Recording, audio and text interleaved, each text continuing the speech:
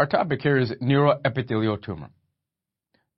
To begin with, where are we in terms of organization? Primary metastasis, this is primary CNS tumor. Under primary CNS tumor, we're looking at neuroepithelial tumor.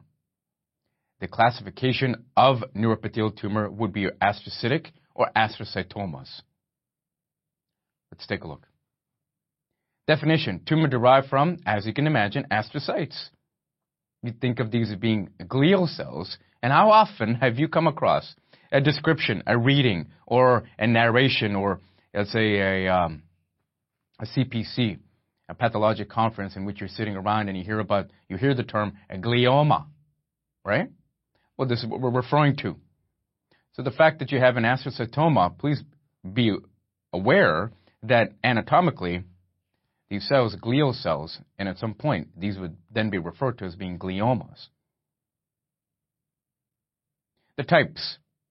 We'll take a look at low grade, referred to as being fibrillary type of astrocytoma. Anaplastic is never a good thing. Glioblastoma multiforme, we'll be spending time with this one in great detail. And the reason for that is it is one of the most common, unfortunate brain tumors that occurs in adults, but really could be seen across the spectrum. Then we have a astrocytoma that occurs almost exclusively in children, or very commonly in children, and this is then referring to your pilocytic astrocytoma, and you'll be focusing upon the cytic, and I'll tell you why in a bit. And then you can have your what's known as your pleomorphic xanthoastrocytoma.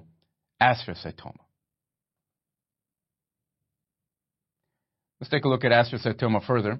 And under here, 80% of adult primary brain tumors will be an astrocytoma. That's how important these gliomas are. 80% of adult primary brain tumor, you want to put yourself into the category of astrocytomas. Let it be your fibrillary, anaplastic, or glioblastoma multiforme. Usually arise in the cerebral hemisphere, as you can imagine, because we're not dealing with our meninges. Usually presents with, as you can imagine, once again, the brain parenchyma, so therefore perhaps focal neurologic deficit, maybe there's headache, and maybe there's new onset seizures. This is an important point. Pay attention to the clinical presentation. Understand why these would be seen, because we're referring to the brain parenchyma.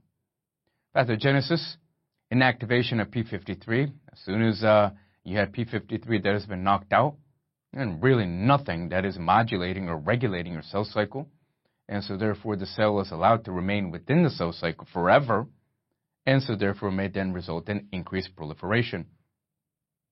Please note overexpression of platelet-derived growth factor A, or alpha, PDGF. Memorize that, please, for astrocytoma specifically, aka gliomas.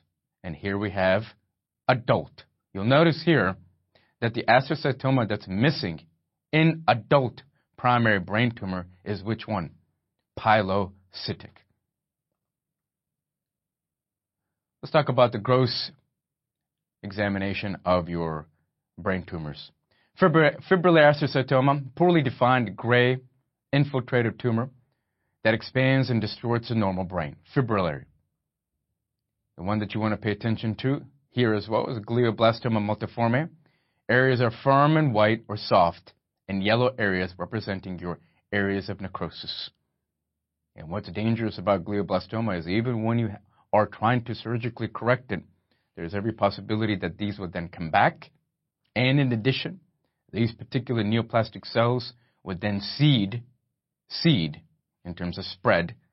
And by seeding, we mean it is then going to pop into adjacent structures, maybe perhaps even your cerebrospinal fluid. Microscopically, fibrillary, mild to moderate increase in number of glial cell nuclei. That should make perfect sense. This is an absent malignancy. And this is an astrocytic origin. And so therefore, we expect the nuclear to cytoplasmic ratio to be quite high. Extreme activity in the nucleus.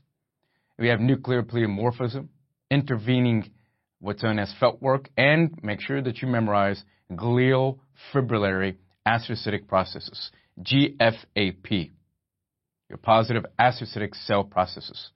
GFAP. So you got a couple things here to memorize.